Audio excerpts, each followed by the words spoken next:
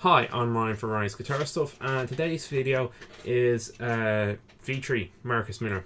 I got one, so I'll explain how I got it. I got the V3 for the pure reason that I don't need a V7. I don't need a higher end Marcus Miller bass or Sawyer bass for that matter. I really do like the M7s, I think it is. I can't really remember now off the top of my head. It's the one with the dual humbuckers. It's the modern looking pointy one. I'm not really a big fan of the shape, but what I do like about it is the coil split humbuckers on it. So you can get your single coil sounds, you can get your humbucker, and you can get your parallel sounds out of it as well instead of the series humbucker. It's a very wide range of sounds out of it, and it also has the active passive EQ. For me personally, these were ridiculous value for the money. They're a great option, and since I'm only tracking, I'm not a gig and bass player, and I'm only tracking stuff to record with. I'm getting into recording, I'll put it that way. I've been slowly building up stuff that I need, and this kind of bass was perfect. So I'm going to go into the neck and the construction of the whole thing, then I'll do a sound sample. So the neck is a one-piece Canadian hard maple neck with a rosewood fingerboard. You got your open back tuners, your vintage style tuners, so they're open on the back as shown, and they just pop down into the center, and you just give it a few wraps and so forth.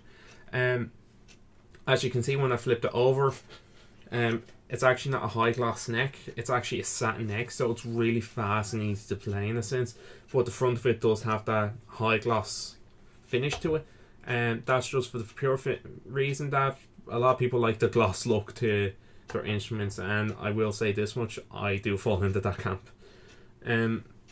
So some of the other things on it are the bone nut. The bone nut is actually a really cool thing to see at this price point, and it does help with the sound purposes. Some people would prefer a different material, but to be honest, I prefer the sound of the bone nuts. So yeah. The frets. My dad's not a guitarist. He doesn't play bass. He doesn't play any musical instruments.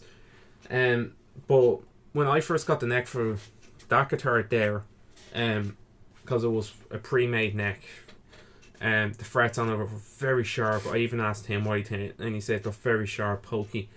And that neck was like 70 or something, I can't remember exactly. But I gave him this and I said, why do you think the frets? And he says they're actually really soft, they don't cut your hands, you don't really feel them on the edge of your hands and all that. He didn't say that, but he just said they're really nice in a sense. And for a guy who doesn't play to even notice that, it's, well, to say that, it speaks for the instrument itself. Like, I played a lot of smoother frets, and these feel really good to the for the feel. The radius on the fretboard is 9.5, whereas the higher end V series, so I think it's the V7 is the other one. I need to just check real quick. Yeah, the V7. And I presume the V9 as well have a 7.25 inch radius. This is a 9.5. So it's still your typical radius that you do find on your jazz, but it's not your vintage radius. So the body now, since that's all the neck done with, the body itself is a Indonesian mahogany body, and yeah, it's a lovely mahogany grain pattern. And they do come in different finishes. They come in a white, brown, natural mahogany kind of colour, white, brown, black, and then the sunburst. I'm not sure how well the camera is doing this justice, but to be honest, I picked this up and I fell in love with it instantly. It felt right for me weight wise. The others were really, really good as well, but this colour sold me on this one alone. Some of the things on it, it's an all steel bridge saddle combination there, 2 standard jazz pickups from the Marcus Miller lineup. You got your controls, which are, I'll get into actually in a minute, and yeah, say if you wanted to do the Jacko thing and have no pickguard on it, it's not like a big channel route around. I'll show up in a picture in a second, but it's actually like the bridge route, so it's actually really tight to the pickup. And that's really nice to see. You don't see many people doing that nowadays anyway. Because it's actually easier and cheaper just to do a plunge route. You got your controls here.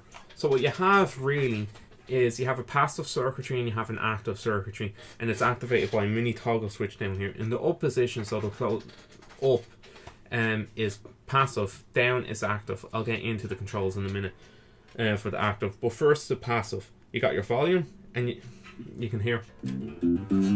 So you got your volume, you got your tone, and you got your pickup blend. The sound out of it, it's a really nice sound. And just for emphasis, I'm using Reaper as a DAWs, and I'm using is it Dr. Bass. I'll throw it up on screen actually what I'm using. But there's nothing, everything's set halfway, so it's mainly just a demonstration of the sound of the bass. Yeah, so continue with the sound of it. So you got your volume on top, and underneath the volume is your tone. So tone all the way down.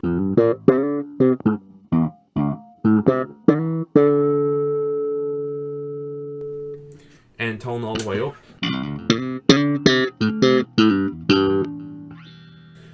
So I've been demonstrating this in the middle position, so neck position.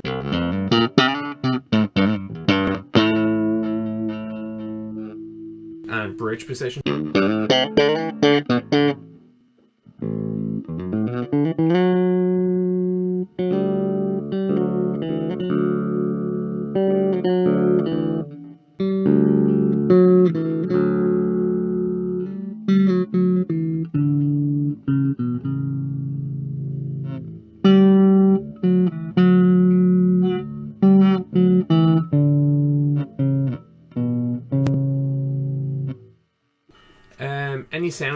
Any sound glitching stuff is just the VST acting up. Sometimes with the way I have it set up, just doing the live recording with the VST kind of puts a bit of strain on the computer, so that's just that acting up in a sense. There's also one other thing I'd like to add about the Marcus mirrors, and I completely forgot to mention this, and it's actually quite useful when you think about it. Some people don't like the sound of an active controls. Some people just don't like the taper, some people don't like the roll off in a sense. But these have passive tone controls, and that's really nice. And then active has its own thing altogether. It's completely different in a sense. So that's actually really useful.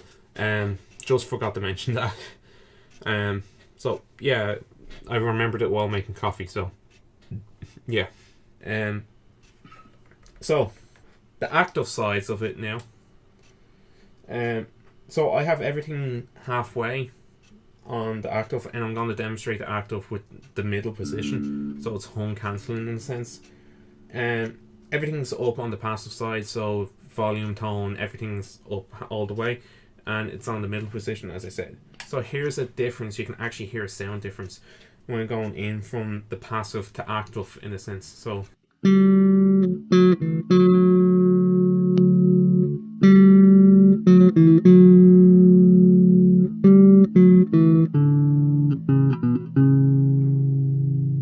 you can hear it. It's not a sudden jump in volume, but it brings it up a bit in level, and it also brings up the EQ slightly as well. It's a nice sound difference in a sense.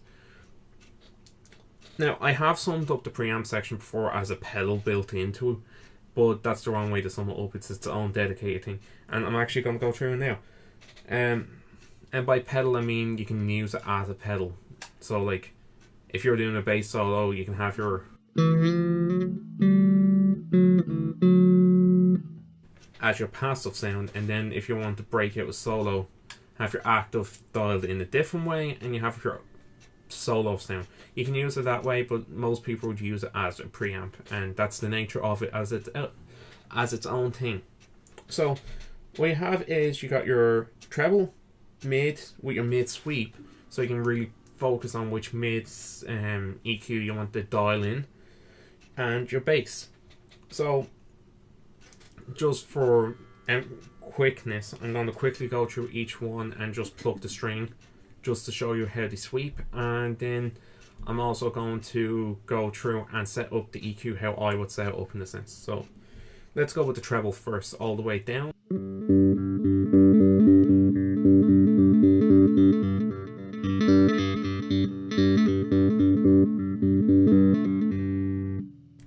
I'm going to go back back to the middle because it takes a bit of explaining what to do. So I'm going to go into the bass now. So bass all the way off.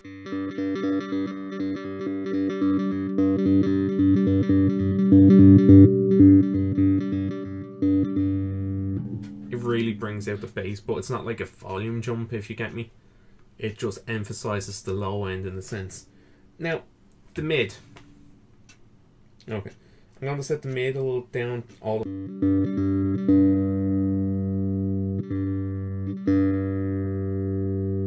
And then I'm going to sweep from nothing to all the way up, and then continue that just 3 or 4 positions on the mids.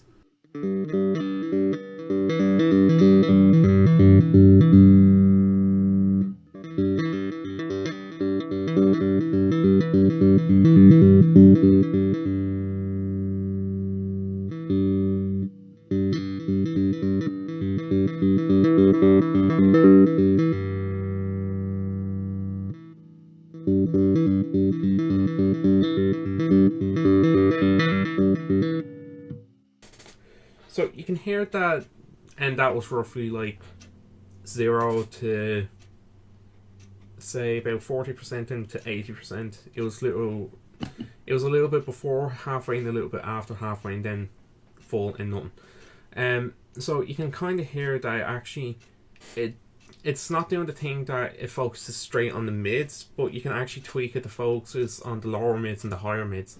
So if you want to aim to cut out some of the treble mids, in the sense, you can actually do that by rolling it off a little bit, and then vice versa. If you want to get rid of some of the lower mids, you can actually do that by bumping it up a little bit. It's a really useful feature for recording. And yeah, I'm going to set it up with the way I would do, and I'll compare it to the passive tone just real quick then, just to show that it's not a huge jump in volume. It's more of an EQ thing than anything. Okay, so here is the passive tone. It's nice, rounded, but for me, I like a bit more character. So here is the active tone with the way I've dialed in the EQ.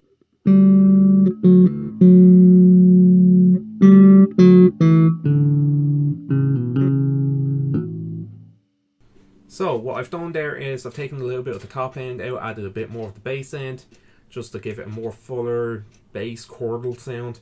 And then since I've took out the mid and the highs a bit, I've also added in the highs back with the middle, and then also poked it a little bit on the middle. So that's how I would dial the EQ in personally, and it gives you that nice... It's not a huge jump in volume. Here, it's a little bit of a boost, but it's not going to be a full-on jump in a sense. So this has been a very long video on this bass, but it has loads of features, and I just wanted to go over them. And yeah, for anyone that's like interested in the Marcus Miller basses, they're like ridiculous value for the money. This retails for Everest Music anyway, where I got it for $275, I think. Yeah, $275, because the M2s came in and they're $279.